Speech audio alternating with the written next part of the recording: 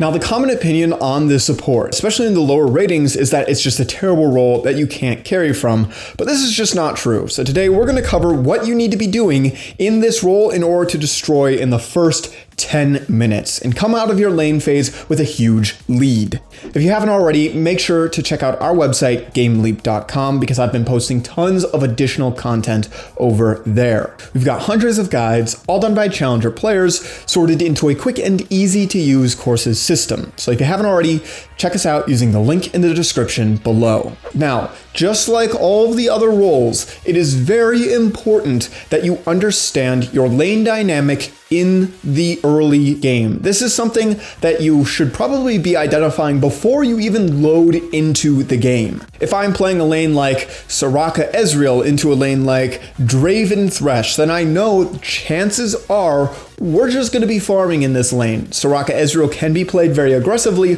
but most people pick Ezreal just to play safe. So if this is my lane, then I want to play safe. However, if I'm on the flip side of this matchup, I'm going to want to play aggressive. I want to get my Draven as many kills as possible. You always want to come into the game with a game plan. Some lanes are going to be unwinnable, but that is completely okay. You don't have to win your lane as a support in order to impact the map.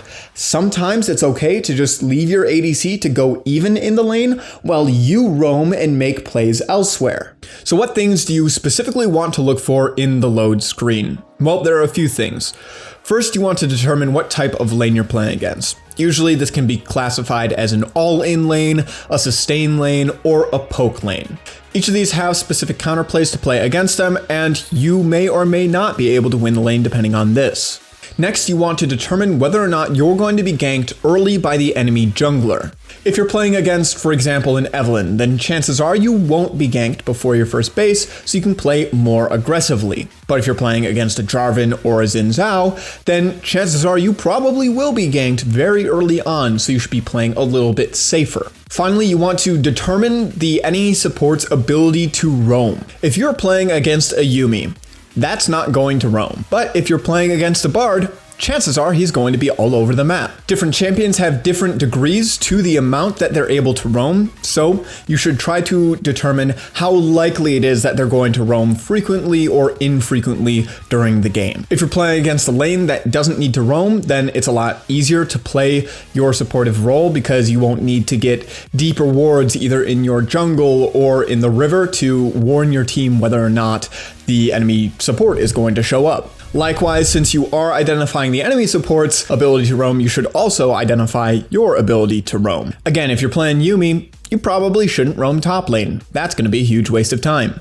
Now that we have taken a look at all of these things, we should be able to form a list of a few strengths and weaknesses that each team has, and a game plan going forward as to how you're going to deal with these weaknesses and how you're going to play towards these strengths. Failing to identify these things before the game starts means that you're just going to be playing aimlessly and you have a much higher chance of losing the game because you have no impact. At first, it's really not going to matter all that much if your game plan is the right plan. As long as you develop a plan and play towards it, it's much better than not playing towards any plan. The higher rated you get and the more experience you get on support, the more you're going to be able to tell what you actually should be doing. But as long as you go into every single game having a plan as to how you want to play the lane phase or how you want to roam or whatever, you're going to have a much better chance of actually winning the game. I want to give you a really quick example of what one of my game plans might look like in a challenger game. If I'm playing Leona and my ADC is an MF, then I am going to want to all in at level 2. It doesn't really matter what I'm playing against. This is one of the strongest lanes in the game. For this reason, I'm going to start my Steel Shoulder Guards, which will give me the Relic Shield passive. I'm going to play level 1 aggressive, and I'm going to try to zone. I won't force it level 1 all in, but I will stand further forward than my ADC and make sure that my ADC isn't getting chunked out at level 1.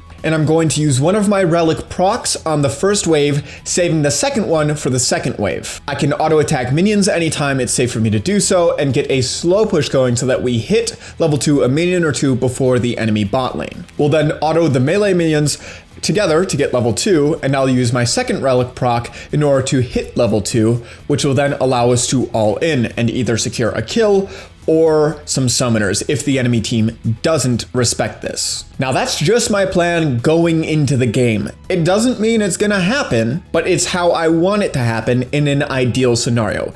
This is somewhat the thought process that you should be setting up in your own head when going into the lane phase. Identify the power spikes of the lane and how you're going to play around those, and that's going to prevent you from having useless deaths and also allow you to capitalize on any mistakes that the enemy bot lane might make. The next thing I want to cover is how you're going to prevent your ADC from dying, because if I'm being entirely honest, sometimes when you play support, your ADC has a pebble brain and they just walk up and die over and over and over again. And they die to dives and they die to every jungle gank, and you're just sitting there with no deaths and you're like, okay, well, what do I do about this? Remember that the lane is a duo lane. So if your ADC is dying a lot, yeah, it could be because your ADC is just bad, but it also could have something to do with you. Maybe you're not positioning evenly in the lane with your ADC. Maybe you're leaving at the wrong times. So the first thing you want to address is, if this is happening frequently to you, look at your own play first. Try to figure out why your ADC died. Were they alone? Should they have been alone? Could you have been there with them? These are all things that you should try to determine to figure out if you can stop your ADC from dying simply by adjusting your playstyle. Now, of course, I'm always going to recommend this tip over and over and over again, and a lot of people really don't like this tip. But if you're having a problem with your ADC dying, you can just duo with an ADC. If you play a game with a random ADC and they do really, really well, you check their match history, they're playing a lot, and they're playing well in all of their games, you can add that player and ask to duo with them. It's not always going to work out. Sometimes they'll just prefer to play solo, or your schedules won't meet up, or you just won't mesh well together, or whatever, but it never hurts to ask. Duoing is a really, really important aspect to the game, especially when it comes to bot lane. Over half of the bot lanes I play against are duos. So playing as a solo bot laner into this is not always fair, and you can level the playing field simply by duoing with an ADC. It might take you a while to find one, but I would at least go through the effort of trying to find an ADC to duo with. It's very important as support, in my opinion. The first reason is because you know that they're going to be reliable, they're not going to throw the game, they're actually going to be an ADC player, so you're not going to be stuck playing ADC with some autofilled player that has no clue what they're doing. But there's also the aspect of communication. Communication is one of the most important things when it comes to bot lane, since it is a duo lane, and communication is going to be just as important with a duo as it is with a random. Either way, you want to be able to communicate to your ADC when they need to be playing safe, when they should base, when you want to push the wave with them, when you want to roam. All of these things are things that your lane partner should know before you do them. This allows them to play around what you want to do in advance. Remember, whoever you're playing with cannot read your mind. So if you want to roam, you need to let them know ahead of time before you roam. You don't just dip out of the lane for 50 seconds with no warning whatsoever and be like, yep, all right, good luck, bud. Survive if you can, but I'm out for like a minute. I gotta go gank the mid laner. Like, when I play ADC and I play with supports that do this, oh, it is just the most frustrating thing ever, because they'll just randomly leave and then I'm 1v2 against the enemy bot lane when the lane's in a terrible state. They didn't help me with anything. They just left and now I'm 1v2 and I don't know when they're coming back because they didn't tell me. So like, if you do plan on roaming, make sure to communicate it to your ADC first and make sure that they can play around this roam. Pings are your best friend as a support. You should be pinging as much as possible. I see so many support players that just sit back behind their AD carry. They don't do anything all game long. They don't ping. They just build items and put them on the ADC, and that's it. That's all they do. They don't contribute anything to the game. They don't try and make plays happen. They're never proactive. They just respond and try to keep the ADC alive, and that's just not how you should be playing support if you want to destroy your games. Even if you're playing something like Soraka, you can be playing aggressive, throwing Qs out, landing damage, play even with your ADC so they can't just focus him down. You can dive, you can roam. All of these things are available even to Soraka, who's one of the most backline supports in the game in most people's opinions. Proactivity comes from you as a player. It doesn't really have all that much as your champion. Yes, Bard is going to be able to do a lot more than Yuumi is, but Yuumi can still make decisions. If you're playing Yuumi and you know that you can dive when you're on top of a Mundo, then ping your Mundo to dive. Now, one thing you need to be okay with when you are calling for plays is sometimes you're going to call for a play, you're going to make the play, and it's going to be a disaster.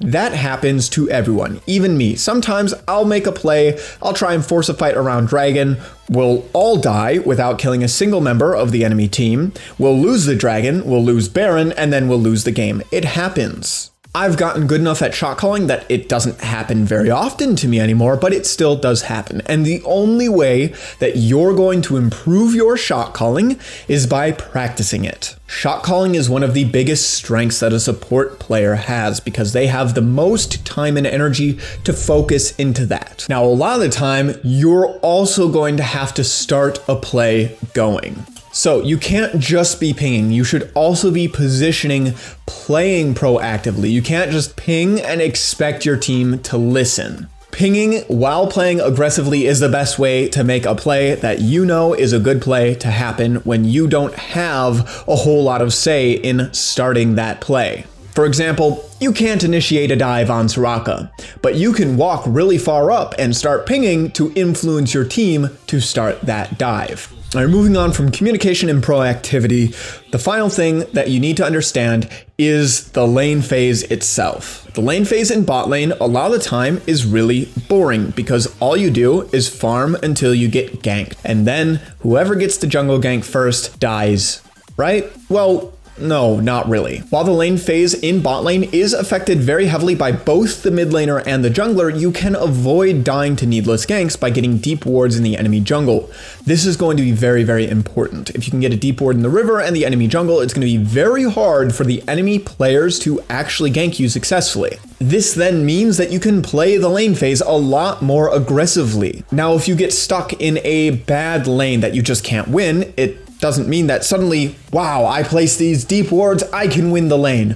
Well, no, but it does allow you to avoid the worst case scenario, which would be you being 4-man doved and then your tower is just gone from it, right? You can avoid the worst case by using deep wards to give you prior knowledge of when people are coming to you. Remember that when you're playing support, you don't carry through damage, you don't carry through mechanics a lot of the time. Most of the time, the way you carry is by supporting your team through vision and directing them into what to do when they feel lost.